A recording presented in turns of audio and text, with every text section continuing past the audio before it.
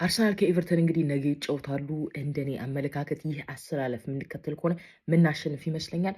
እኔ አሰላለፉ ያው የተለመደው 4-3-3 ነው የሚሆነው።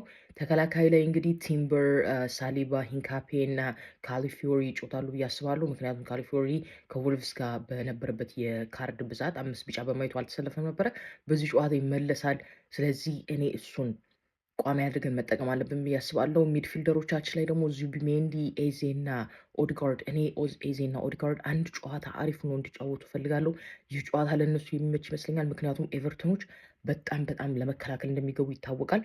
አርሰናል ደግሞ የሚከላከል ቡድንን መስበር ባለፉት 2-3 ጨዋታዎች በጣም እየከበዱት ይገኛሉ። ስለዚህ 10 ቁጥር ሚና ያላቸውን ተጫዋቾች ከፊት ካሰለፍን በጣም አሪፍ የሚሆን ይመስለኛል።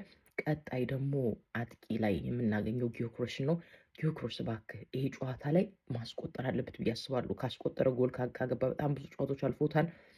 ይህ ጨዋታ እሱ የሚጫወት ከሆነ ለሳካ በጣም ብዙ እድል ይኖረዋል። ሳካ በግራ እንዲሁም ትሮሳርድ በቀኝ በኩል እኔ ማርቲኔሊ ቢጫወት ደስ ይለኝ ነበር፣ ግን የሚከላከል ቡድን ላይ ማርቲኔሊ ብዙ ቦታዎችን ክፍተቶችን ስለማያገኝ ለመሮጥ ይከብዷል።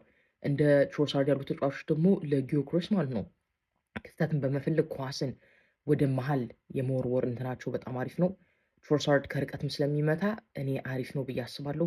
አርሰናል ይህን ጨዋታ ግዴታ ማሸነፍ አለበት። ምክንያቱም ሲቲ ዌስትሃምን ነው መሰለኝ የሚጫወተው ቀድሞ። ያ እንግዲህ ዌስትሃም እንደሚሸነፍ እናውቃለን፣ ሲቲን እንደማያቆሙ እናውቃለን።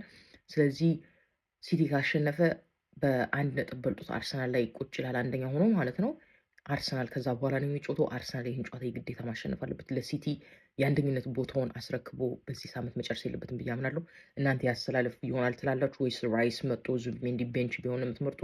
ምክንያቱም እኔ ራይስ ትንሽ እረፍት ይፈልጋል ብዬ አስባለሁ። ምክንያቱም በጣም ነው የተጠቀምንበት፣ በጣም ነው የምናስሮጠው። ይህ ጨዋታ ለሱ ቢያልፈው ብዬ እመክራለሁ። ምን ትላላችሁ?